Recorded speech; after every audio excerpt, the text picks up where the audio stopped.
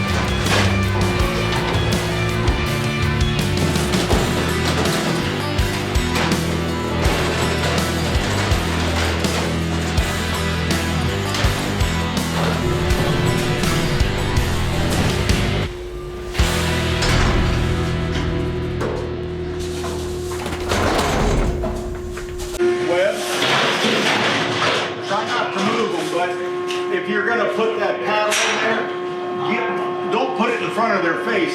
Get back behind their shoulder, and that'll help them move forward. If we do a good job on a day that we're going to work animals, if we do our job and not get them excited to begin with, it goes really easy. When we first started handling this animal, I grew up in the stockyards. Dad was an auctioneer and had ran several different sale barns, and one in particular, but we handled livestock all the time and we had a lot of exposure to it, so pretty good hands at it. And we thought, this will be no step for a stepper.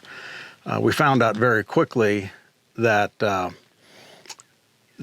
this is a different animal, and it took us a while to figure those things out. One of the biggest challenges I had was trying to figure out what I was doing to create excitement and stress in the animal. I come walking in down the alley some days and to go feed, and they're all trying to get away.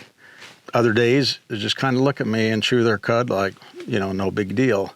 And it took a while to finally figure out the demeanor and what triggers them, what gets them up and moving and gets them excited or concerned. Took us a while to figure a lot of those things out, and what makes them move, what makes them stand still or allows them to stand still, and what causes stress. We set up our pens, we set up our actions, how we interact with them according to what allows them to flow in a direction that we actually want them to go. But if it's set up in a manner that they want to do it, it just becomes really easy. If it's not set up in that way, it becomes, very difficult. That's been probably one of the biggest challenges and one of the biggest payoffs that we've come across. And through that, we're now able to run, in some of our operations, we're able to run 300-400 head in a day and pretty much no blood, no foul. It's a good it's a good boring day when when we're happy with how things were. It's not a lot of excitement. These guys are athletes. They can run, they can jump, they can spin on a dime. They spin on their front legs instead of their hind. You know, like a horse will squat down and kind of pivot off their hind legs.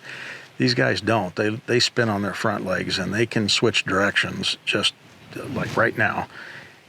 And they can be pretty aggressive and pretty dangerous. So we just have to learn how to work with them, and how to not put them on edge.